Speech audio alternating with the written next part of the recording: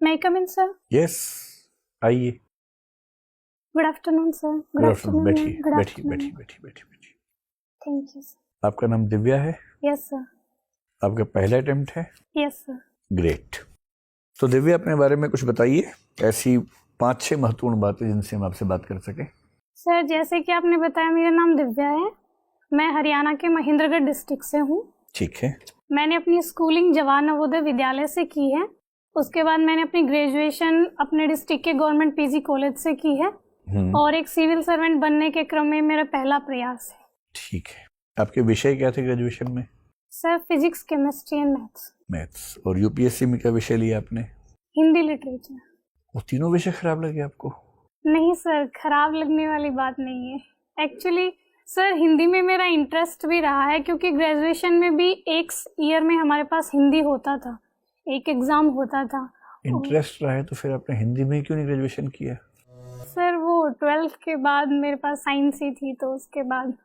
लेकिन sir, civil servants बनने के लिए मैंने हिंदी इसलिए भी चुना है क्योंकि मैंने कुछ सीनियर से बात की और सर, मुझे सिलेबस देख के ये लगा कि शायद मैं अच्छे से कवर कर लूँगी और स्कोरिंग भी है, तो इस वजह से। अच्छा, तो ये प्रैग्मेटिक फैसला है, कॉस्ट बेनिफिट के बेस पे लिया हुआ। जी। ठीक है। और आपको कोई रुचि भी है? आपने बताया नहीं। हॉबीज में जी sir, Ghoomar dance, singing and sir talking with my mother. अच्छा, अपनी मदर से बात करना आपकी रुचि है। गुड। आजकल ऐसे बच्चे कहाँ होते हैं जो पेरेंट्स से बात करें, ये तो बड़ी अच्छी बात है। तो मम्मी से बात करके आपको ये नहीं लगता कि उनकी जनरेशन की बातें आपकी जनरेशन से काफ़ी अलग हैं? नहीं सर, मैं मम्मी से जब बात करती हूँ तो मेरा फोकस तो मुख्यतः उनकी हेल्थ को लेके होता है कि वो अपनी हेल्थ का ख्याल रखें, और मम्मी सिंगल पेरेंट है तो इस वजह से उनका स्ट्रेस दूर करना, और मुझे लगता है सर घर की बातें हम कर लेते हैं, ऐसा डिफरेंस। फिर ये रुचि है या जिम्मेदारी है? सर, दोनों चीज़ें, रुचि भी है और मैं अपनी जिम्मेदारी भी समझती हूँ कि उनका स्ट्रेस दूर करूँ। और दिव्या, ये बताएं आपके नाम का मतलब क्या है और ये नाम आप पर कैसे सूट करता है? सर, मेरे नाम का मतलब है डिवाइन लस्टर और ब्रिलियंस। और सर, मुझे ऐसा लगता है कि मैंने अपनी स्कूलिंग में और उसके बाद अपने कॉलेज में और अपने जो भी प्रयास है अपने लक्ष्यों को प्राप्त करने में, ब्रिलियंस को हासिल करने की कोशिश की है। आप जो हिंदी साहित्य पढ़ती हैं उसके पाठ्यक्रम में भी एक उपन्यास है, उसका नाम भी दिव्या ही है। Yes sir. और उस उपन्यास में वो जो दिव्या है और जो उसका मित्र मारिश है, वो बार बार कहते हैं कि स्त्री का धर्म निर्वाण नहीं सृष्टि है। क्या मतलब है इस बात का, और क्या आप इस बात से सहमत हैं आज के ज़माने में? सर, मारिस का इससे मतलब है कि नारी को प्रकृति ने जो सर कर्तव्य दिया है सृष्टि को आगे बढ़ाने में, उसको वहीं अपना के चलना चाहिए। और सर, जो निर्वाण का मार्ग है वो नारी के लिए श्रेष्ठ नहीं है। ठीक है। और सर, मुझे भी पर्सनली ऐसा ही लगता है कि सर, लेकिन जेंडर इक्वलिटी के साथ सर। जैसे हमारे देश में 2 महिला राजनेता इस समय ऐसी मैं सोच पा रहा हूँ जो बहुत योग्य हैं, उन्होंने बहुत महान काम किया पर विवाह नहीं किया, परिवार को आगे नहीं बढ़ाया। ममता जी हैं, मायावती जी हैं। क्या हम उनके योगदान को शून्य मान लें क्योंकि उन्होंने सृष्टि के रास्ते को आगे नहीं बढ़ाया? नहीं सर, ऐसा तो नहीं है सर। हर महिला की अपनी ये पर्सनल चॉइस है, और सर राजनीति के क्षेत्र में उन्होंने इतना अच्छा किया है, तो हम सिर्फ सृष्टि को आगे ले जाने के बेस पे कहीं किसी महिला का मूल्यांकन नहीं कर सकते। ठीक है।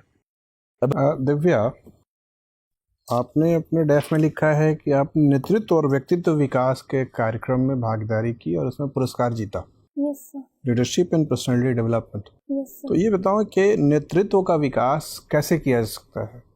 2-3 तरीके बताएं। सर, सबसे पहला तो मुझे लगता है जो लीडर होता है उसको अपने जो ग्रुप है उसके बारे में सर अच्छी जानकारी होनी चाहिए कि कैसे पॉलिसीज ले जानी, हमारा लक्ष्य क्या है। सबसे पहला ये है। दूसरा, मुझे ऐसा लगता है सर, एक लीडर के पास परसुएशन पावर होनी चाहिए कि वो अपनी पॉलिसीज के बारे में जो आम लोग हैं उनको अच्छे से समझा सके। और तीसरा, मुझे लगता है सर, नॉलेज और अवेयरनेस होनी चाहिए कि हमें जानकारी है कि कहाँ चीज़ें कैसे घटित हो रही हैं, और सर मुद्दों के बारे में पता है। आपको लगता है कि नेतृत्व में त्याग की भावना भी होनी चाहिए?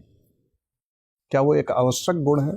सर, नेतृत्व में त्याग की भावना इसलिए होनी चाहिए क्योंकि कई बार सर लीडर्स को ऐसे फैसले लेने पड़ सकते हैं जहां उनके निजी जीवन और प्रोफेशनल जीवन में डायलेमा हो सर, तो इसलिए त्याग जरूरी है ताकि हम सर सर्वजन के हित में सोच सकें। और व्यक्तित्व विकास के लिए क्या क्या करना चाहिए? सर हमें अपनी स्ट्रेंथ्स और वीकनेस पता होनी चाहिए। क्या है आपकी स्ट्रेंथ? 3 स्ट्रेंथ बताइए। सर मेरी सबसे पहली स्ट्रेंथ है मैं हार्ड वर्किंग हूँ। एक। सर अपनी स्कूलिंग में, अपने ग्रेजुएशन में। ठीक है, एक हो गया। सर दूसरा मुझे लगता है मैं होनेस्ट हूँ। सर लालच मुझे ज़्यादा डिगा नहीं सकता, तो मुझे सर जहाँ तक मैंने संभव हुआ है अपने जीवन में होनेस्टी को साधने का प्रयास किया है। और तीसरा सर मैं आशावादी हूँ। सर अगर मैं कोई कार्य कर रही हूँ उसमें टाइम लग भी रहा है तो सर मैं एक पॉजिटिव वे लेके चलती हूँ कि बेहतर परिणाम मिल ही जाएंगे। ठीक है, 3 वीकनेसेस बताइए। सर वीकनेस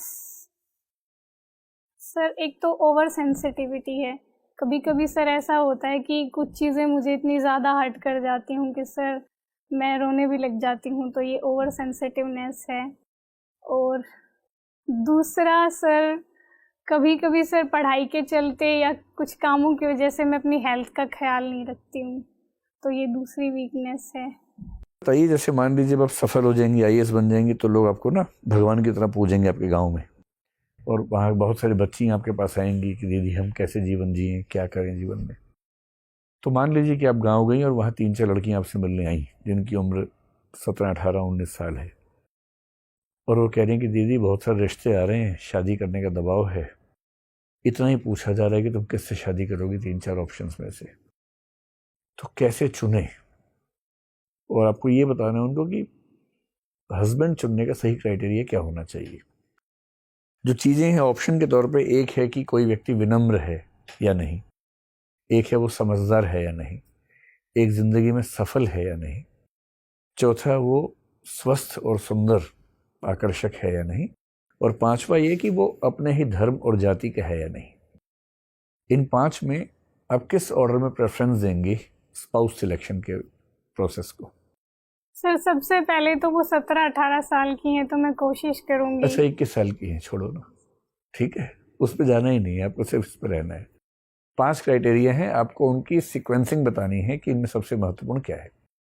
मैं दोहरा देता हूँ, भूल गए होंगे इस बीच में, या याद है 5? सर विनम्र है या नहीं, नंबर 1 विनम्र, नंबर 2 समझदार, स्वस्थ और आकर्षक, हाँ ये तीसरा एक ही है, मतलब स्वस्थ आकर्षक। हाँ, 4th है जाति और धर्म जाति का। धर्म हमारा ही है।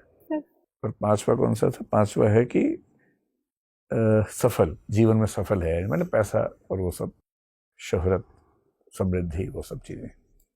सर पहला प्रेफरेंस होएगा समझदार वाला। ठीक है।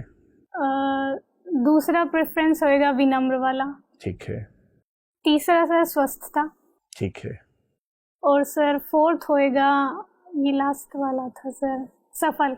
सफल, जिंदगी में सफल है या नहीं। सर यानी कोई समझदार हो, स्वस्थ हो, लेकिन बेरोजगार हो, चलेगा?